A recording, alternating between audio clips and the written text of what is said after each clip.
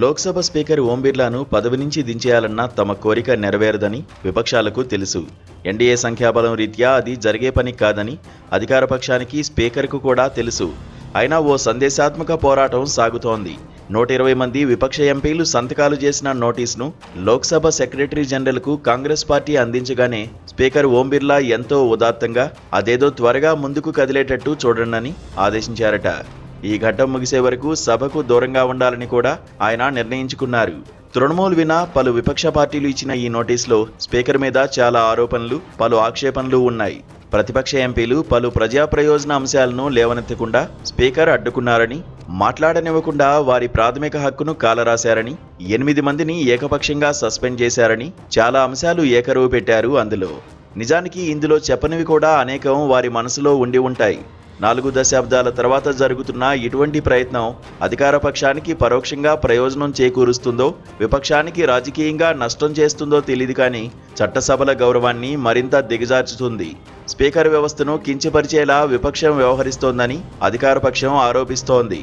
సభలో ప్రధాని భద్రత మీద స్పీకర్ ఆందోళన చెందడానికి తగిన కారణాలు ఉన్నాయని, వ్యవస్థ పవిత్రతను కాపాడేందుకే ఆయన పలు నిర్ణయాలు తీసుకున్నారని లోక్సభ సచివాలయం ఓ ప్రకటన చేసింది.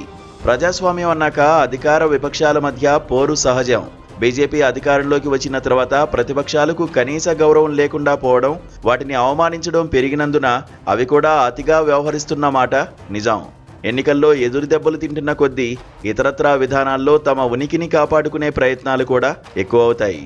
సభ వెలుపల సంగతి అటుంచితే లోపల ఇరుపక్షాలను సమంగా చూడడం, వాటితో సమానంగా వ్యవహరించడం, సమన్యాయం చేయడం సభాపతి బాధ్యత.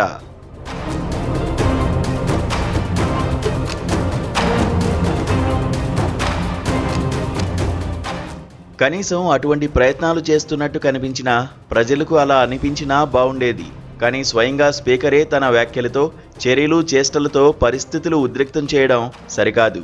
స్పీకర్ ఎంతో జాగ్రత్తగా అని ఉండవచ్చు కానీ ప్రధాని మీద సభలో భౌతిక దాడి చేయడానికి కొందరు కాంగ్రెస్ ఎంపీలు కుట్ర చేస్తున్నారన్నది ఆ వ్యాఖ్యల సారాంశం.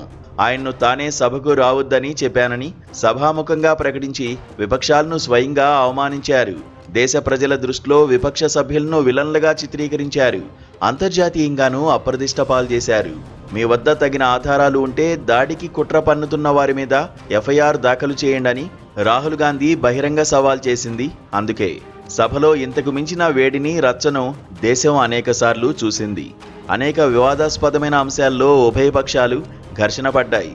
కానీ ప్రధానమంత్రిని సభకు రావద్దని స్పీకర్ స్వయంగా చెప్పడం చరిత్రలో ఎన్నడూ లేదు. ఒకవేళ ఆయన ఊహించినట్టుగానే సభ్యులు ఎవరైనా అతిగా ప్రవర్తించి ఉంటే దేశ ప్రజలు విపక్షాలను ఎన్నటికీ క్షమించేవారు కాదు. కానీ ప్రధాని సభకు రాకపోవడంతో ఆయన భయపడి పారిపోయారని అప్రతిష్ట వచ్చింది.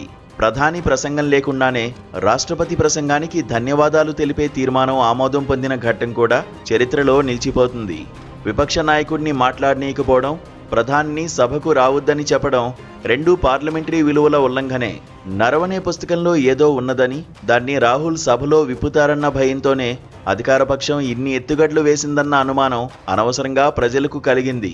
స్పీకర్ అంటే ఎంతో గౌరవమని అంటూనే అధికార విపక్షాలు ఆడుతున్న రాజకీయ నాటకంలో ఆ పదవీ మర్యాదలకు భంగం వాటిల్లుతున్నది. లోక్సభ స్పీకర్ను తొలగించే ప్రయత్నాలేవి భారత పార్లమెంటరీ చరిత్రలో విజయవంతం కాలేదని తెలిసినా ఈ నాటకం సాగుతూనే ఉంది.